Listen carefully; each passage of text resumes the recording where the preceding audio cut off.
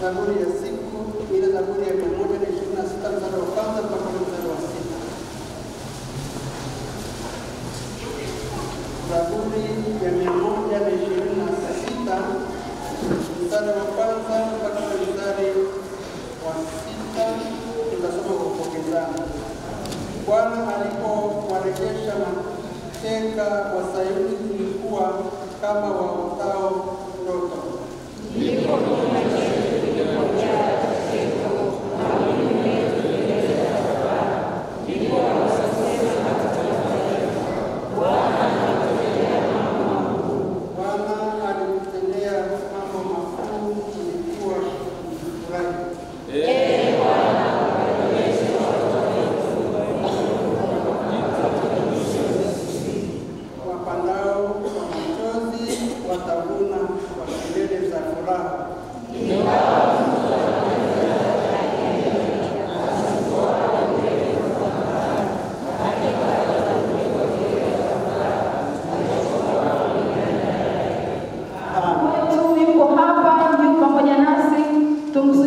Tumsikie jinsi anavyofundisha katika neno lake.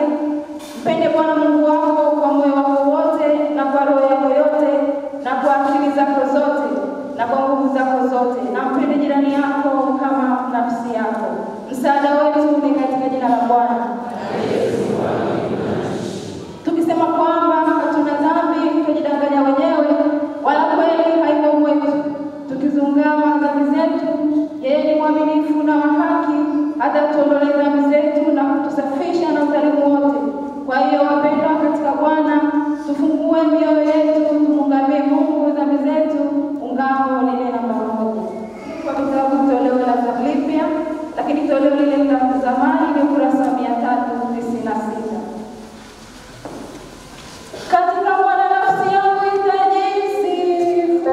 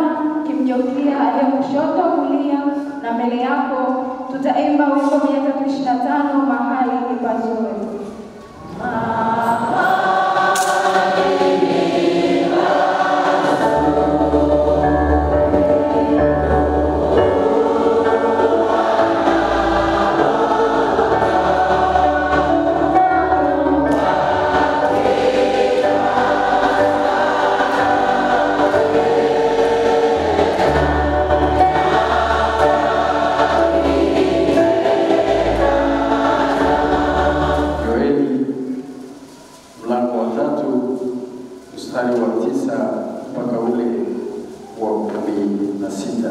Nami nawatangulia kusoma kwa msaada wa Bwana. Tangazeni haya kati ya mataifa, takaseni vita, wachieni mashujaa watu wa vita, na wakaribie na wapande juu. Yafuateni majembe yenu yamepanga, na miundu yenu iwe mikuki. Aliye dhaifu na aseme mimi ni hodari. Fanyeni haraka mje, enyi mataifa yote, wapande zote jikusanyeni pamoja, na huko wateremshe mashujaa wako wote, Bwana. Mataifa na wajihimize, wakapande juu katika bonde la Shafau, maana huko ndiko utakapoketi ni wahukumu mataifa yote yaliyo pande zote. Haya, utieni Mungu, maana mavuno yameiva. Njoni kanyageni, kwa maana shinikizo limejaa, mapipa nayo yafurika, kwani uovu wao ni mwingi sana. Makutano makubwa wamo katika bonde na kukata maneno, kwa maana siku ya Bwana i karibu katika bonde la kukata maneno. Jua na mwezi vimetiwa giza, na nyota zimeacha kuangaza.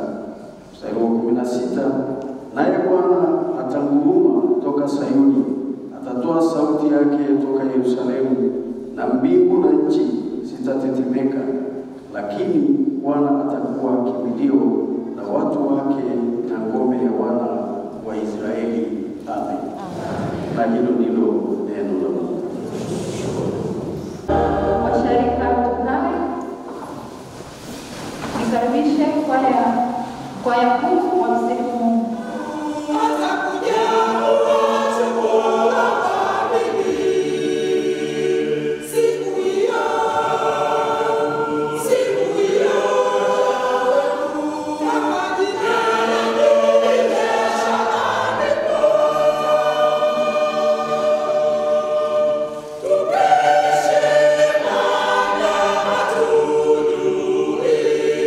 Sikuna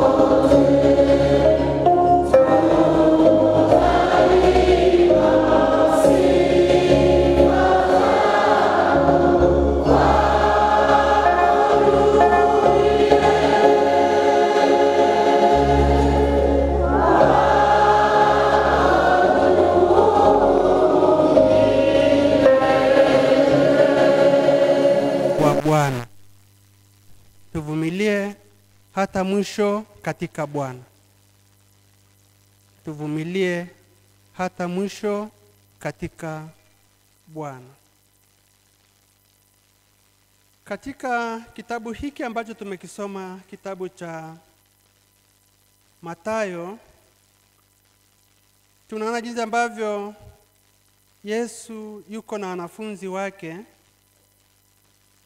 Wanafunzi wakijaribu kumuonyesha Yesu kwa ajili ya jengo ambalo lilikuwa limejengwa zuri sana. Kuna jengo ambalo lilikuwa limejengwa sana na tena kwa muda wa miaka mingi. Lakini huyu mwandishi katika kitabu hiki kizima, Mathayo anajaribu kuangalia katika sehemu 5. Amekigawanyisha kitabu hiki katika sehemu 5. Sehemu ya kwanza kabisa ni imekaa katika hotuba ya Yesu mlimani, mstari ule wa 5 mpaka ule wa 7. Inaeleza habari ya hotuba ya Yesu pale msalabani. Lakini kitabu hiki pia kinaeleza jambo la pili, utume na umisioni wa wanafunzi. Kisoma ule mstari wa 10, mlango wa 10 kinaeleza habari ya utume. Lakini pia sehemu ya 3 ni ufalme wa mbinguni. Soma sasa katika ule mlango wa 15 inaeleza habari ya ufalme wa mbinguni. Na pia katika sehemu ya 4 inaeleza habari ya uongozi wa kanisa. Soma ule mlango wa 18 mzima, unaonyesha jinsi ambavyo uongozi wa kanisa jinsi ambavyo ulivyokuwa. Lakini pia jambo la mwisho, anaeleza mambo ya mwisho, na ni ule mlango wa 24 mpaka ule mstari mlango wa 24 mpaka ule mlango wa 25. Milango hii miwili inajaribu kueleza au kufafanua, kutupa, tunaweza kusema ni kama unabii. Inatupa jinsi ambavyo ya kuweza kuona nyakati za mwisho. Tunaweza kusema kwa dalili za mwisho. Na hata mahali pengine ukiendelea kusoma katika kifungu hiki ambacho tulichokisoma, ule mlango huu wa 24 ule mstari wa 6, wanafunzi wanaendelea kuuliza na kujaribu kuangalia zaidi nyakati za mwisho. Nini dalili? Ndugu zangu, tunaposema habari ya dalili ni muhimu sana, na ukishajua dalili ya kitu una jinsi ya kuzuia. Bwana Yesu asifiwe. Kiwa na nyumba yako nzuri sana, ukishaanza kuona kuna kimstari kimechota, wewe umepaka rangi nyeupe, inatokea kimstari cheusi, jua kuna ufa. Maana hapo unaanza kuambia anza kutengeneza mambo vizuri, au tafuta jinsi nyingine au kwa namna yoyote, kwa sababu kuna jambo au kuna changamoto inayokuja mbele ambayo inahitaji itakuwa kubwa zaidi usipoanza kuondoa kimchirizi kidogo. Na tunapojaribu kutafakari kwa habari ya nyakati za mwisho, kuna vimichirizi vidogo vinavyoonekana. Bwana Yesu asifiwe. Mungu wetu apewe sifa. Hii ni taarifa ambayo tunaipata kama Wakristo, waamini, watu wa Mungu, kwamba unapoona katika dalili fulani, madaktari wanajua vizuri sana. Daktari akikuweka hatua 5 kutoka yeye akakwambia njoo, kaa, jieleze, ameshaona dalili fulani. Alafu kaanza kusema jana nilikalala hivi, michirizi hivyo, anajua hii ni ugonjwa fulani. Bwana Yesu asifiwe. Mungu wetu apewe sifa. Na akijua hivyo, anajua dawa ambayo akiitumia itaziba vile michirizi vyote. Kwa maneno mengine, yale magonjwa hata kama ilikuwa ni dalili, hata ilikuwa ni virus, ni wadudu wa namna gani, walikuwa wamejiandaa kwa kazi zao, ndio walikuwa wanatengeneza mipango yao, basi kwa dawa ile watakaotumia inalipua wale wadudu, wanatawanyika. Bwana Yesu asifiwe sana. Sisi tunapotafakari katika safari hii ya hapa duniani, tunayo safari. Kama uamini uko ndani ya safari, basi uelewe leo tuko kwenye safari, tuko kwenye chombo kimoja ambacho tunachosafiri. Mahali pengine kwenye bahari kuna mawimbi, na mawimbi yanapotokea, lakini kuna jinsi ya kuzuia mawimbi. Ndugu zangu, katika hili tunaye Yesu Kristo ambaye yeye ndio injinia wa vyombo vyetu, wa maisha yetu, na tunapomuita katikati ya maisha yetu, yeye anatusaidia, maana anaona mpaka na ile vimichirizi vidogo. Najua ukimwambia rafiki yako, anaweza kuangalia usoni, ni mahali pengine kakuta umejipaka mafuta tu, au umevaa nguo nzuri, suti nzuri, akasahau vimichirizi vidogo. Bwana Yesu asifiwe. Mungu wetu apewe sifa. Unajua sisi kama watumishi, tunapokuona unakuja ibadani kila siku, tunaweza tukaona kabisa huyu mtu anakuja ni Mkristo kabisa na hana shida yoyote, kumbe kuna vimichirizi. Yesu anaona. Bwana Yesu asifiwe. Lakini tunapokutana na jambo la namna hiyo, basi tukamtafuta yeye injinia, yeye daktari mkuu, yeye muweza wa yote, tukamweleza, yeye anasikia sana lakini anaona.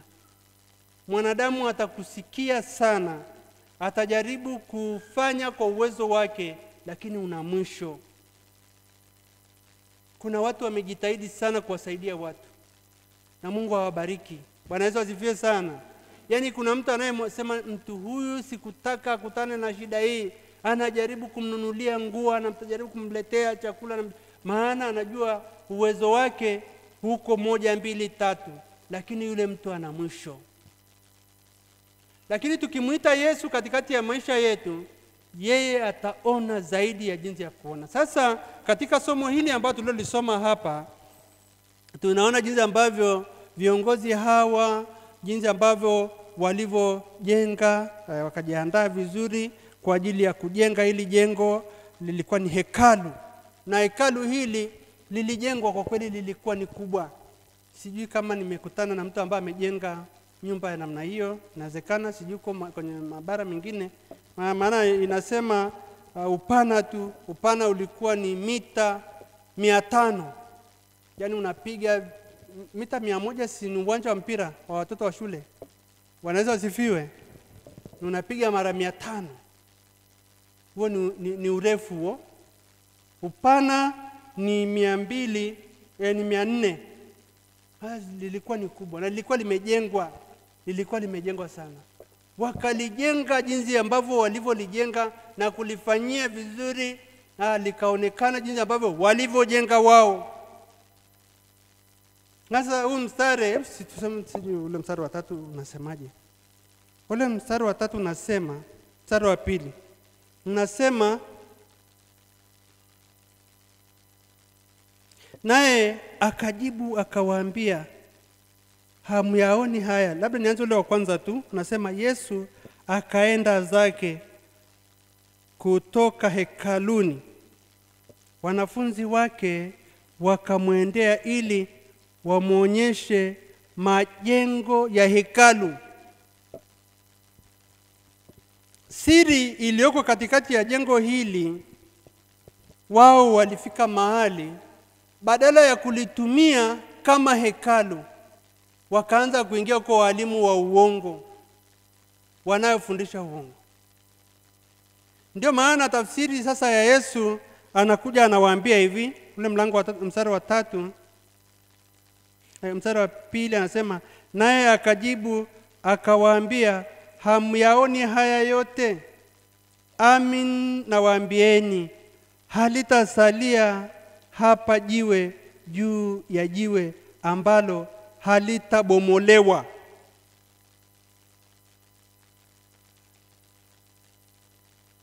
Bwana Yesu asifiwe. Nini tunataka tufundishwe hapa? Ndugu zangu, inawezekana majengo, na Mungu abariki sana, hata na wengine wameona akasema sasa jengo letu tulifanyie kazi nzuri. Jengo la kwanza ni ndani ya mioyo yetu. Kuna watu ambao wanasikia kidogo. Jengo la kwanza ni ndani ya mioyo yetu. Ukishatengeneza hapa kwenye moyo wako, hata kuja ibadani hutaambiwa. Kuna watu ambao ukikutana nao asubuhi wanapokimbia ibadani, yani yeye na barabara anakimbia chap, anaelekea ibadani, maana analinda muda wake. Saa 2 alishajiwekea taratibu zake, ile saa 1 ajikute yuko wapi? Kanisani. Lakini mtu huyo ukimfuatilia vizuri, moyo wake uko safi. Bwana Yesu asifiwe. Mtu aliyesongwa na vitu, moyo wake umelemewa na vitu mbalimbali, hata kutembea kwenda ibadani utaona tu. Sijui niende kwanza nikasalimie kwa mtu fulani, sijui ile kazi yangu itaharibika leo. Mwendo unabadilika tu. Na atakuja ibadani utamuona kweli, hata anapokuwa ibadani, mchungaji ungelimaliza haraka, unajua zile kazi zetu. Lakini siku zote mimi nasemaga kazi zilikuwepo. Bwana Yesu asifiwe sana. Na zitakuwepo na zitaendelea kuwepo. Lakini kazi hazitakwisha. Kazi hazitakwisha, lakini watu, kwa kuwa tuko safarini, mtu ataondoka tu. Si Biblia inatuambia lazima utaondoka tu katika maisha haya. Fanya kazi, jenga, na hata mahali pengine tunajifunza sana, tunasema hubiri kama unakufa leo, jenga kama hutakufa maisha. Bwana Yesu asifiwe sana. Wakati unapotaka kujenga, kusaidia kitu, jenga kama hutakufa tena. Kama ni mtu unasaidia kwa nguvu zote, kama ni shule unajenga, kama ni kanisa, jenga kama hutakufa tena. Na ni kweli, ukifanya hivyo hutakufa, utakufa mwili, kazi yako itaendelea. Bwana Yesu asifiwe. Na wabarikiwe hao ambao waliofanya kama hawatakufa. Leo hivi tunaishi mahali pazuri. Ndugu zangu, tunapojaribu kutafakari maisha yetu, tumeanza mahali pagumu sana. Nilikuwa safari kipindi nikitafakari hata zile simu zenyewe tulivyokuwa tukianza, sijui mpaka uandike kwanza barua, sijui upeleke wapi, usubirie mwezi mmoja ndo mwenzako na andike tena sijui nyingine mwezi mmoja, mwezi wa pili ndo ujue barua yako uliandika leo. Imekuja tena wengine wakaamka wakafanya kama hawatakufa, wakatengeneza hata mahali pengine tukaa tunaenda tu mpaka mahali fulani ndo kapigia hapo simu yako. Lakini wengine wamefanya kwa nguvu zao kabisa, kiasi kwamba hata sasa hivi ukiwa popote unapata mawasiliano yako. Mahali pengine utakuta mtu mwingine ameweka radio moja sebuleni, nyingine iko kule jikoni, radio nyingine iko mahali fulani, akipita huko anasikiliza. Ni watu waliojitoa kama hawatakufa. Bwana Yesu asifiwe sana. Hebu na wewe angalia nyuma, kuna kazi gani ambayo umefanya? Yote tu.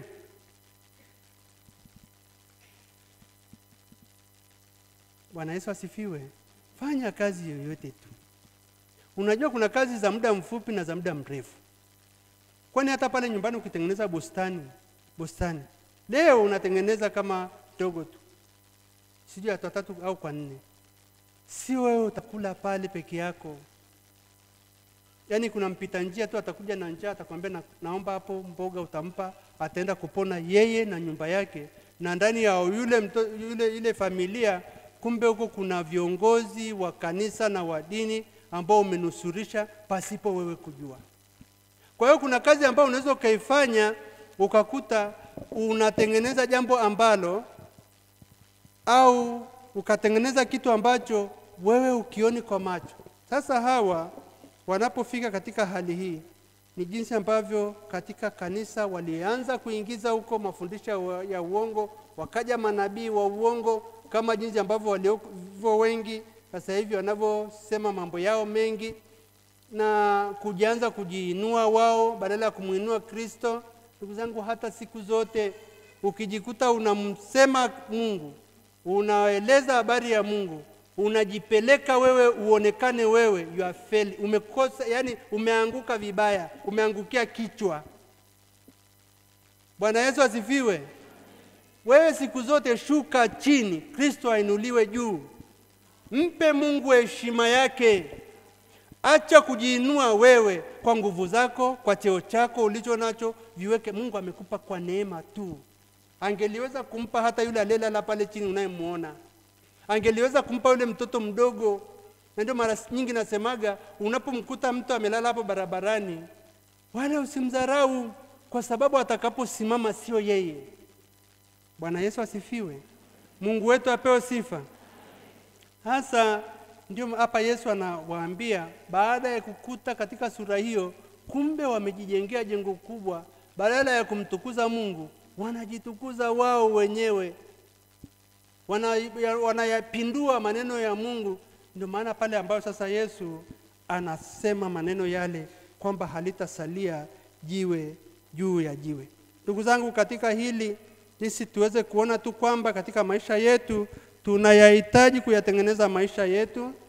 Tunahitaji kuyatengeneza maisha yetu. Tunahitaji hekalu la kwanza ambalo ni sisi kuhakikisha kwamba Kristo yuko ndani yetu. Kristo anatukuzwa. Ndio maana Kristo Mungu akikuona, akiangalia katika umati huu akikuona, anasema na tuache eneo hili. Ndugu zangu, inawezekana hata tulipoona katika hali inapotokea, maana hapa tunaeleza habari ya vita, tetemo, nyakati za mwisho, dalili hizo ni sehemu ya dalili za mwisho, lakini Yesu anawaambia bado. Tuseme ule mstari wa 7, unasemaje? Wa 6. Nasema, ninyi mtasikia habari za vita na tetezi za vita, angalieni. Mlango wa 24 mstari ule wa 6. Nasema, angalieni msitishwe, maana hayo hayana budi kutukia, lakini ule mwisho bado. Maana yake tunapewa tumaini kwamba unapoona mambo ambayo ni magumu, vita, tetesi, Mungu mwenyewe yeye ndio anajua. Mungu ndiye anajua. Unapofika mahali pengine ukaona ugonjwa, ukafika mahali pengine ukaona kuna mtu mwingine anasema hata viungo vyangu siwezi kuamka asubuhi, siwezi kutembea, yani akaanza kujilinganisha, mimi na mtu fulani, mimi ndio takufa. Huyo anaendelea. Hamjawahi kuwaona watu ambao wamelala hapo kitandani wapo miaka mingi kuliko yule unamuona anatembea na unasikia ameondoka? Bwana Yesu asifiwe. Mungu ndiye ameweka siri ya mwanadamu ni lini ataondoka hapa duniani. Na hata mahali pengine, hebu Mungu akupe neema ya kuombea siku yako ya kuondoka hapa duniani, ili kwamba hata kama ni miaka 100, hiyo Mungu aliyoamua, lakini unapofika wakati wa kuondoka, Mungu akupe neema. Kuna watu wengine wanapolala utajua kabisa huyu mtu safari yake ni njema. Lakini mtu ambaye kujiandaa imetokea ghafla, hata kumtaja Mungu inakuwa ni vigumu sana. Ndugu zangu, tunahitaji kuyajenga maisha yetu ili katikati yetu tuweze, Mungu anapotutazama aweze kufurahishwa na maisha yetu. Tulivyokuwa tukijifunza habari za wafalme, nilisema tena wale wafalme walikuwa wanapita, wakina Hosea, wakina Hezekia, wakina Daudi, Biblia imekaa, lakini Mungu bado alikuwa anasema wewe ubaki, kesho unaweza kumzalia matunda. Bwana Yesu asifiwe sana. Natafuta sana kumzalia matunda. Tafuta ni wapi uweze kufanya ili uweze kumzalia Mungu matunda. Manake uwahubirie watu kwa maneno yako, kwa matendo yako, kwa kazi zako, nao wamuone Mungu, wamtukuze Mungu. Mungu atusaidie kutafakari haya. Mungu alibariki neno lake. Amen. Mungu wetu na Baba yetu, Baba, katika jina la Yesu Kristo, tunakuomba kwa ajili ya watu hawa ili wanapotafakari juu ya maisha yao, ni wapi mahali walipotoka na ni wapi walipo, lakini ni wapi wanapoelekea, ni wapi wa kusimama katika imani hata wanapokutana na dhoruba na mambo mbalimbali. Yesu, wewe uko pande wetu. Neema yako ikazidi. Ni katika jina la Yesu naomba na kuamini. Amen. Neno la